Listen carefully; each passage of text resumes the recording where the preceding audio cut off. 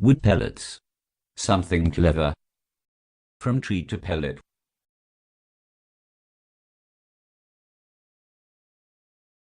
In the beginning there were trees. And then there were machines to harvest the trees. The trees are destined for the mill. Hauled many miles over treacherous roads. Once at the mill the truck is unloaded. And it was good. The raw logs must first be broken down. First, we will need a wood chipper and some wood. Let's get chipping.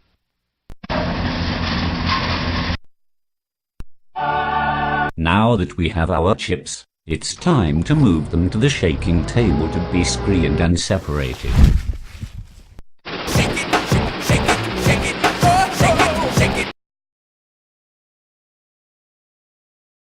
In the final preparation stages, the wood is milled into a fine sawdust using a hammer, mill. Stop! Hammer time!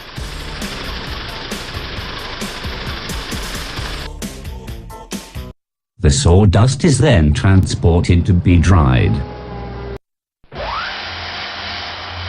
The sawdust is dried to have the appropriate moisture content. This is very important to the pellet formation. Too dry, and the pellet will not form at all. Too wet, and the pellet will splinter and crack as it naturally dries over time. Our raw material, now at the appropriate temperature and humidity, is ready to be formed into pellets.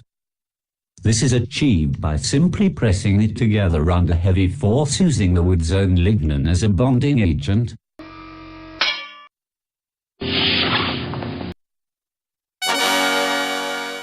In industry, there exist two popular machines to form the pellets: the flat die and the ring die. However, they both employ the same overall method, using a high-force roller to extrude the material through the die. Our pellets are now ready to be shipped all over the world. Now here is where things get interesting. Wood pellet properties. Total moisture is approximately 4.9%, which is considerably lower than raw logs.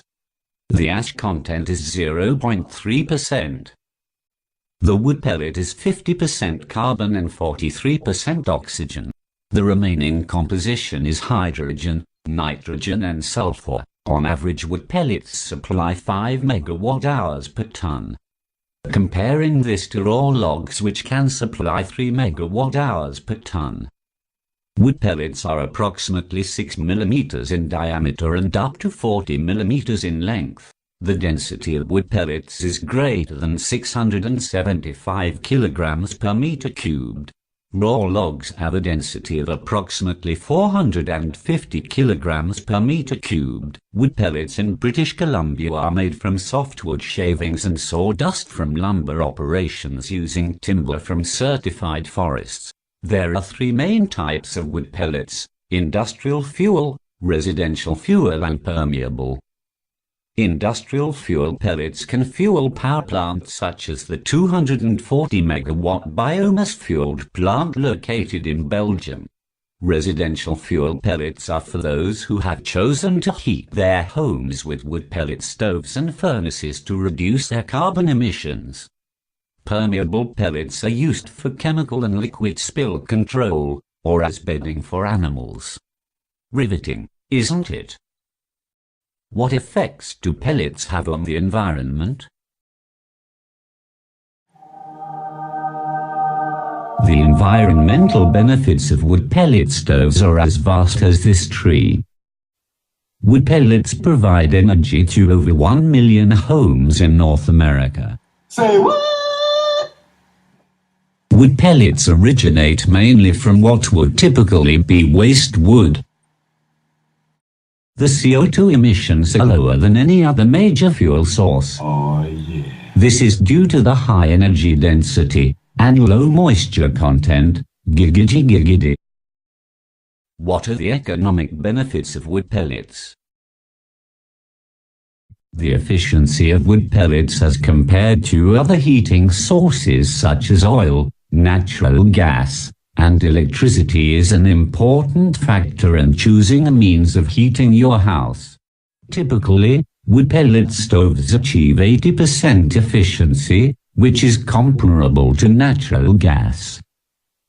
Another important factor is the cost per unit of energy, which is depicted here, outgrouping. The only leading heating sources are natural gas and cordwood. Typically, a ton of wood pellets costs $250, while a self-obtained cord of wood costs $50.